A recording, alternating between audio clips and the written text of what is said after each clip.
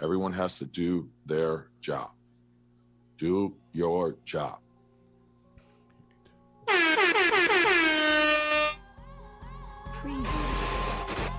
You're listening to The Sizzle on Iron Skillet Radio and Iron Skillet Television. You know what it is. You know who it is. It's The Sizzle here on Iron Skillet Radio, Iron Skillet Television. And yes, Tom, everybody has to do their job. And guess what? It's opening day for MLB. Man. Opening day for the Cubs. And guess what, Jay? They didn't do their job. Yeah. Well, I mean, Wrigley Field was open. They did their job. They had just hand sanitizer out there. They didn't have the upper decks open so for the concessions, but they were able to, to do the seventh inning stretch. And so the field was open, and I thought they did a great job. I think they had like 10,000 in the stands or something like that. I thought they did Wrigley Field was great. It was open. I don't understand what you're talking about. They didn't do their job. Well, Wrigley Field was great. They did a great job of getting everybody involved. And you had a lot of things going on. You had masks. You had tiered entry times. You had mobile tickets and contactless concessions, which is amazing. They were able to pull all of that off and coordinate that all off the field. But on the diamond, there was a problem. There was some splaining to do with Kyle Hendricks. There was some splaining to do. Did he walk the first guy? Did he walk the first guy he walked? And that would become a familiar trend with the Cubs, that they would walk their first 11 hitters. I mean, combined to walk 11 hitters. But your first guy, you walk him. How are you walking 11 hitters in one game? I don't care if you're outside playing in a snowstorm. You don't walk 11 people. Right. It's amazing. It's amazingly ridiculous that 8 Cubs pitchers combined to walk 11 hitters in a 5-3 loss to the Pirates in front of, Jay, as you said, around 10,000 fans. The faithful were out there. And it was cold. I mean, it wasn't like this was a wonderful, it's a bright, beautiful day, but it was a cold day. And fans were out there. They were enjoying themselves. Do you know, Jay, and here's one. Here's a good fun fact. Okay. Since July 23rd of 2014, this has been the most issued walks in a game for the Cubs. Look, we knew the Cubs were going to be bad this year. We knew it. You've got Chris Bryant. You should have let him go 4 years ago. Why are you still holding on to Anthony Rizzo? I don't know why. Only thing he can do for you is play first base. Now, he needs to go to a American League team and just go play pinch hitter and just go to designated hitter, and he can play till he's 45 because he's got a good enough stick to stay in the game. The issue is that the Cubs backstroke their way into a championship. If it wasn't for that GOAT up there crying for the Cubs and that rain didn't come down, the Cubs would have probably lost the World Series if it wasn't for that. So now you're looking at a team who should have been able to come back and compete for 2 or 3 years later, and all of a sudden, they're bad. And now they're really bad. Chris Bryant couldn't hit a high inside fastball if you told him exactly where it was going to be 100 pitches straight. He can't get to it. He has a hole in his swing. You look at Javi Baez, for all the greatness that he is, some simple plays he can't make. And now, and so it's just a situation with the Cubs that they're going to be bad. We know they're going to be bad. They know they're going to be bad. And Kyle Hendricks, who is your starter, walks the first guy up. How is that possible? You know, this is the most Kyle Hendricks has walked any player since 2019. He only had 3 walks all of last season. Yeah. So we're beginning to ask this question, Jay. When Theo left, should everybody around that championship team, should they have then started cleaning house before Theo walked out the door? Should this have been a season now where you're just developing what's in your farm league, getting and building for that next push? Or do you just keep trying to, because you got players on the Cubs right now you can't get rid of. I mean, there are some, they're contract wise, but then, I didn't think they were going to be able to get rid of a pitcher that they just kind of gave away. But Theo is a smart guy. mm-hmm. Theo saw the Cubs. He looked at them and said, you know what? I little tweaking here, there. I can get this team to win right quick because they had that young core already there, ready to go. All those guys were 22, 23 years old. They were ready to go. Rizzo, I think, was 25 or something like that. They were ready to go. And then he saw the writing on the wall. He saw it. He was like, oh, this team's about to go. This team's about to go into the tank. Why? Because he didn't leave anything in the farm system. He traded it all away so that he could get that championship. So once he saw that, he saw the writing was on the wall. Because you know why he saw the writing was on the wall? Because he wrote it. Yeah. And it's funny, there's a juxtaposition to where the White Sox are or where they were with Kenny Williams. They were always searching. And at this point, I think if you're trying to win a championship, you're going to have to get rid of your young players. And you're going to have to go, just like the Lakers do, You're going to have to go and get a bevy of veterans, sacrifice all young players, push your team to the cap max. You got to be right at the cap wall. It's so much that you have to do to keep this thing going. And we saw it with the Blackhawks. It was hard to keep a competitor and a competitive team on the court, on the ice, on the field, each year in and year out. Year in and year out, you still got to keep cycling in these great players. So now you've got players like Jason Hayward who are kind of like stuck. You're just stuck with the Cubs. Big contract. Yeah. It's not going to be moved.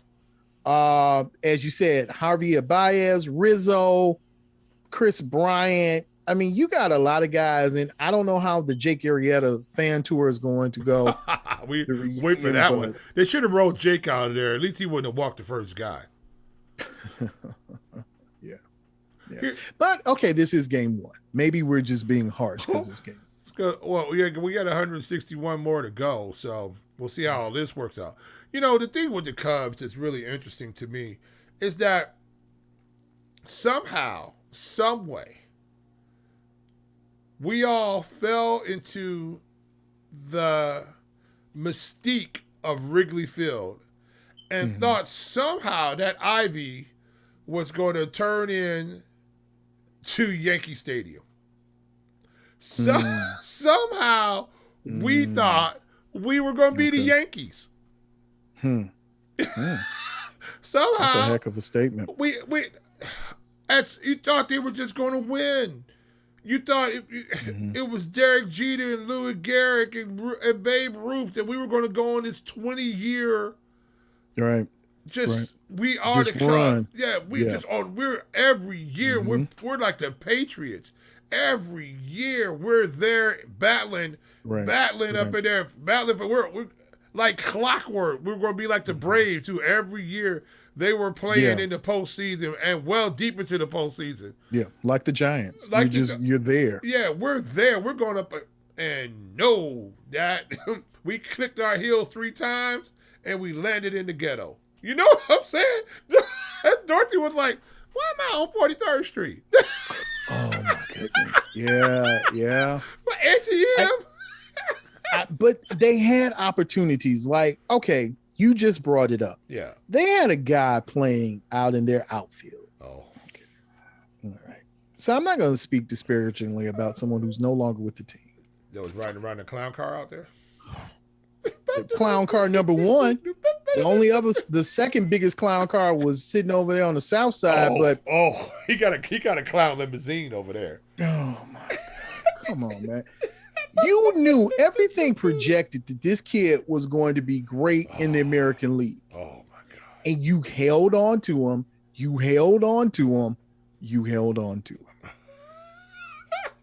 Until it's just his contract ran out. There was no value. Nobody was going to give you any prospects for him. They ruined it. And you got nothing. And you ruined it. They did. Yeah, they ruined that guy. He was tubby. Then he was skinny. Then he was like Big Luther, Little Luther. You didn't know what you were going to get. They jacked with his swing. They jacked with everything. when he first came into the league, I remember watching him swing the baseball bat. And that was one thing. I played a lot of baseball in my younger years, and really, to tell you the truth, I always thought that's what I should have done was play baseball. I played a lot of baseball. And one thing I noticed when he first got into the league got into the show, that his bat was dead flat through the zone for a long time.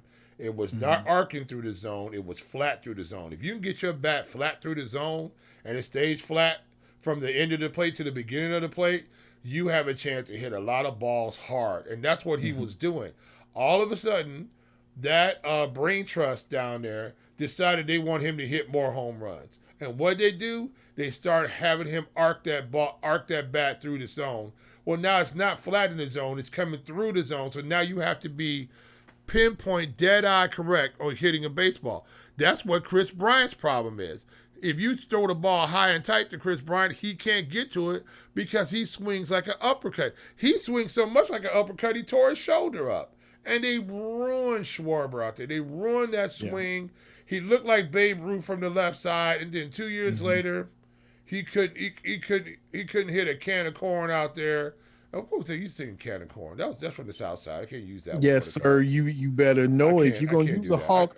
If you're gonna use a hawkism, you better know how to use it correctly, sir. Well, Hawk would have said there ain't no can of corn walking the first guy out. So, so you know what's gonna be really interesting there, G Sizzle, is just are we going to see the implosion, the absolute implosion of the Chicago Cubs, and are they just going to go back to something else to do on a Tuesday afternoon in Wrigleyville? We're just going to go out because people used to just go out there. They didn't watch the game. They went out there to drink.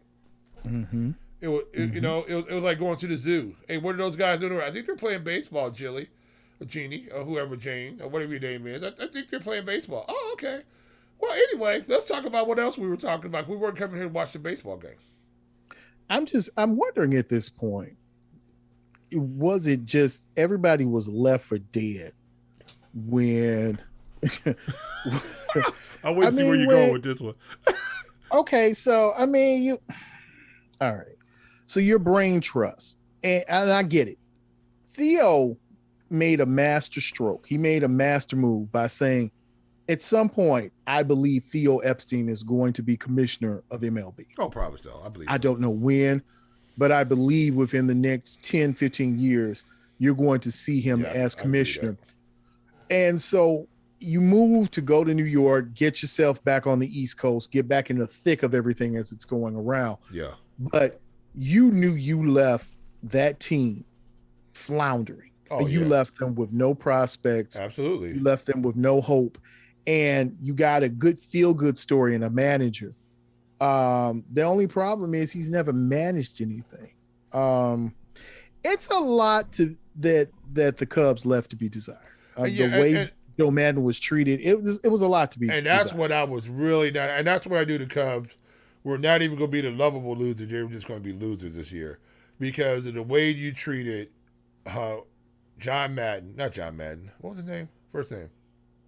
Joe Madden. Man, I'm tired, man. I had a long day. Did I say John Madden? I don't know. You might have said John Madden. I know. I might have. Well, if I said John Madden, then that means I love me some football. Yeah, but can't get any better. They had a guy here already who was championship bred, knew how to win championships, and because you didn't go along with his philosophy, all of a sudden now you unceremoniously dumped him out of here.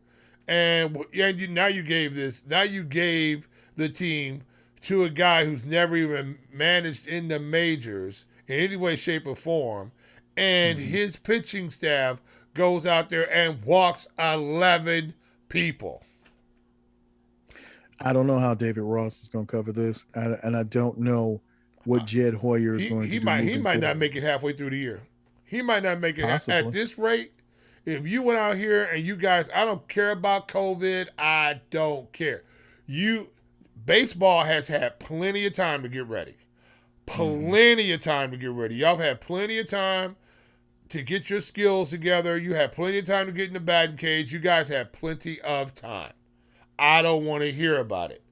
everybody else was in the same boat, and you went out here and stunk up the joint. The Pirates didn't stink up the joint like that.